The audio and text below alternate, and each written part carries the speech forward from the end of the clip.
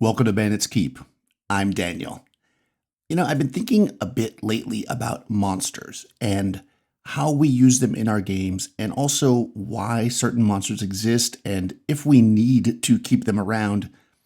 And the reason why this has been coming up is because I'm working on my own game, as you probably know if you listen to my podcast or on the Discord channel. And, as I go through the monster list, I think, why is this monster there? What's their point? And then I also have been reading a lot more pulp adventure stuff lately, and those monsters are always so interesting to me. And I think there's certain elements that are put into our game for the game part of it, and certain parts for the story part of it.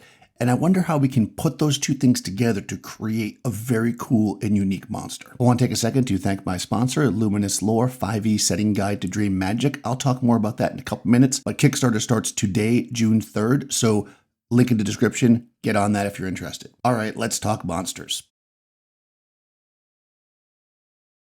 So as I mentioned, I was looking at the original monsters, if you will, the ones in original Dungeons & Dragons, and you see things, of course, that still exist today. You see goblins, you see orcs, you see hobgoblins, you see gnolls, right? And when you look at these monsters, you think to yourself, well, they're all like kind of the same, right? If we remove the flavor, right, of them, they're kind of just monsters, right? They're one hit die in older games. They all kind of do roughly the same damage and stuff. Why did we have so much variety? Why did we need to put these in the game? And I think that why they're there is when you look back at Chainmail, which of course D&D was derived from, you see these different classes of warriors, if you will, right? For instance, goblins fight a certain way, orcs fight a certain way, the hobgoblins, whatever. So basically you've got your different types of people that are equivalent, right? So you've got your knights on horses, or you've got guys in chainmail, you have crossbow. And when you translate those to monsters, you get your goblins or orcs, whatever. So that's an easy transition to bring that over for the idea of it. But I think what ends up happening is taking that point of view. Okay, good. That's all our first level. Well, now we need some second level monsters that are the same. So let's get some gnolls and stuff. Now we need some third level monsters that are the same. And what you end up with is an ogre is, let's say in D&D, is just really a tougher orc, right? It just got more hit points and does a little bit more damage. It's basically the same thing. Whereas an ogre in Chainmail, where it came from, was a much different thing because it fought completely different, and it was just a different kind of thing. It was unique and interesting. And that starts to fade away as we homogenize a system and try to make everything different by its armor class, its hit points, and the amount of damage it does. When that's our main things making monsters interesting, they become less interesting. This video is sponsored by the Kickstarter for Luminous Lore 5e Setting Guide to Dream Magic. This is put out by Luminous Studios, started by Anthony back in 2013. Working with Rob C. Richardson, they created Luminous Ages as a comic in 2015. It later became a graphic novel, illustrated novel, and card game. They have been producing 5e content, and this right here is a settings guide to their world, effectively. This includes things like gods, the settings themselves, but also what really interests me is the dream magic, where art effectively becomes magic. The idea that you can capture somebody's image and capture them. The idea that you can draw things into existence. This is really fun and interesting. There's new spells in here, new subclasses for 5e, and of course, setting lore, including the gods, which I find to be super interesting. As I was digging into this, I thought this would be a great place to have my players travel to for my current campaign. You could, of course, run an entire campaign here, but I thought this would be a fun place where they kind of move into the dream world and experience this interesting magic. Because that always gets your players thinking, right? When they come out of this place, how do we incorporate that coolness here? We want this in the real world. So I always love these different settings, and just picking up various settings guides and seeing what people are doing, looking at the beautiful artwork, thinking about the concepts that they come up with for their worlds is so inspiring to me. So if you are planning on starting a campaign, or you want your players to take a dive into other places, or you just want to pull pieces out of a cool campaign setting, definitely check out the Kickstarter. I'll put a link in the description below. Also, we'll pin a comment once this video goes live. The Kickstarter does start today, June 3rd, and if you get in within the first 48 hours, you'll get yourself a set of dice. Okay, what about powerful monsters like dragons, right? I mean, isn't a dragon something more than that? Well, I mean, they can be, right? In some systems, dragons are spellcasters. In some systems, well, in most systems, dragons have breath weapons. That's pretty cool, right? But when we look at something like chainmail, again, a dragon cannot be hit by a normal person. Can't be. 1,000 peasants can't kill a dragon.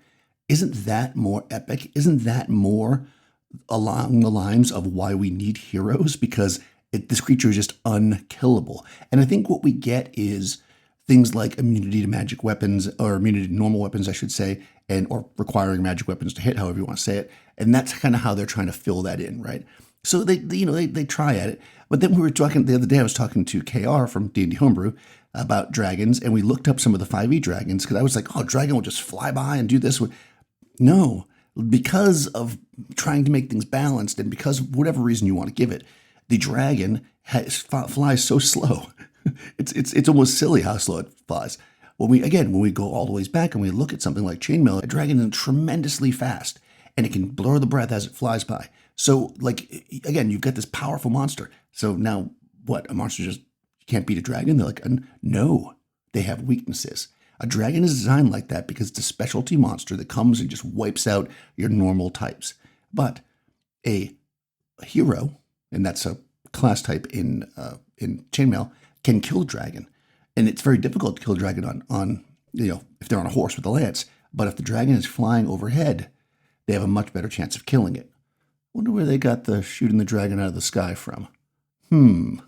Right? But my point being is that that's more like stories we read, right? The dragon isn't just a bag of hit points and it goes down however you decide to kill it. The dragon needs to be killed a certain way. It's unkillable unless you know that there's a chink in its armor and you use the special arrow or have the special person shoot that arrow to kill the dragon. And then it falls. So what I'm proposing here is that monsters, and again, I'm not saying get rid of your orcs and goblins and stuff like that, because I think those are cool for flavor, but you could very easily run a world when you're building it where you just have what are effectively orcs. And if you want them to be a little bit tougher, you have some orc tribes that have learned to use, different types of weapons or customarily fight with different types of weapons. Maybe you have these orc tribes that are hunters and they use bows. These orc tribes ride horses or whatever you want them to ride, giant lizards, right? And they use lances. These ones use plate mail. These ones fight barehanded, right? Different types of these same effectively monstrous race can just be different by making them different tribes, as opposed to saying, well, no, a goblin does this, but an orc does this. Do we really need that? And the reason why you want, right, things like orcs and goblins and stuff like that, in my opinion, yes, low level, there's something that the party can fight, but they're ultimately your foot soldiers in larger battles, right? The orcs are, right, orcs are something the hobbits are going to run from, right, in Lord of the Rings. But the real place where we see the orcs is massive armies attacking castles, right? This is the power of these creatures. They're like humans, basically. There's a lot of them, right? And they are power in numbers. Whereas we take other creatures like a dragon, and that is power in individuality.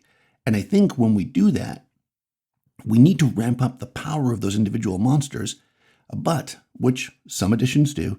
But I think the mistake that often is made is they don't give them some kind of weakness, because that fits the lore better. When we read sword and sorcery fiction, for instance, there's often some creature or monster or demon or whatever that's some evil sorcerer is trying to raise up. But in the end, that thing's unbeatable until you break the magic stone that was used to, summon them, or the sorcerer's loses concentration, these kind of things. So I think that's what we want to look at here. So let's take a look at that. All right, so I'll take another example from something people may have seen, fiction, basically. If you look back at Clash of the Titans from 82, I think is when that one came out, or 81. The newer one, I think, has a similar scene, but very specifically, they're going to get the head of Medusa. Why are they getting the head of Medusa? Well, the Kraken is going to be summoned, and the Kraken is unstoppable. Nothing can stop the Kraken is what is believed, right? But through research and manipulation of these three witches who know things, they say, well, the only thing that could stop it is something that's not like of this world, basically like something terrible in and of itself, Medusa, right? But how do you stop Medusa? She's also, right, unstoppable. But why is she unstoppable? Well, because anybody who gazes upon Medusa is turned to stone. Okay? So here we have a creature that can turn you to stone when you look at it. And we have a problem now that the heroes must face. The Medusa itself, if we think about it in the context of like a D&D situation, spoiler for a movie from 1982, Perseus kills Medusa with one strike from his sword. And, okay, it was a magic sword. So he had whatever, +1, or whatever would be a D&D, right? So he is able to kill Medusa with one strike. But she has killed hundreds, maybe thousands of people before that. And why? Because nobody was clever enough to figure out that, you could use the reflection from the shield, which is basically what he did, right? You could attack her without looking at her. So that's the weakness. So we don't need to give the Medusa 1,000,000 hit points. What we need to do is make it impossible to just kill her outright unless you get past her incredible power. When we look at, again, certain systems, these things get nerfed, right? Where it's like, okay, well, you have to make a saving throw, and then you're slowed down a little bit. Then you make another saving throw. Then, this is where, as much as people might sometimes not like the idea of save or die, this is where this comes in. This is why the creature's powerful. And this is where tactics and figuring things out comes in. That's that part of the game, right? That's part of the exploration, is exploring the history, the legend, figuring out how to defeat this monster. Which means that if we're going to do that, we need to telegraph it. We don't just put Medusa in a hallway in a random dungeon where nobody's heard of her and then everybody just dies. That's not good, right? What we want to do is make sure that she's somewhere that the players need to deliberately go to. They don't just stumble upon her. And if they're going to deliberately go there, then they're hopefully going to do their research and figure out, hey, this is how we can possibly take her out. And that's really what I think we want in these monsters. Have the sorcerer that's controlling this elemental that's wreaking havoc that nobody can touch. But that sorcerer only needs to lose concentration. The problem is getting to them, right? So this is why we want some types of monsters these like kind of tougher monsters to have an incredible power, a weakness that can be exploited, and then also some type of area control. So in Medusa's case, she can be alone because you can't get close to her. She looks at you, and you could say, she's some kind of legendary being. She doesn't sleep. She's aware. She has really high perception. Like, you're not going to just sneak in there if you're a regular person. So that's basically that, right? Medusa doesn't sleep. You can't just walk up to her and go, oh, well, she's asleep. Although in the original story, that's how Perseus did. But we won't talk about that. We're talking about the movie right now. So anyways, you have this going on.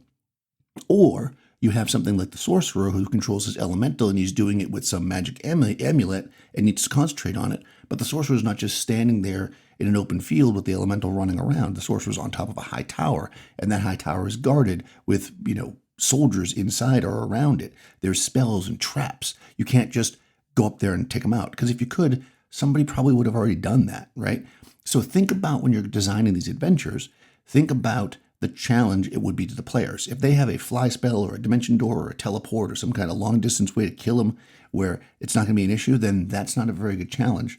But if they're a second level party, it's going to be a challenge. They can't beat that elemental. It is unbeatable by them. They will die. And that should be telegraphed. The elemental should be crushing people. We can't fight this thing. How do we stop it? Well, we know that this is the sorcerer doing it. So what do? We go into the sorcerer's tower or figure out a way to climb up the outside of it or however you want to do it. And that's basically the adventure.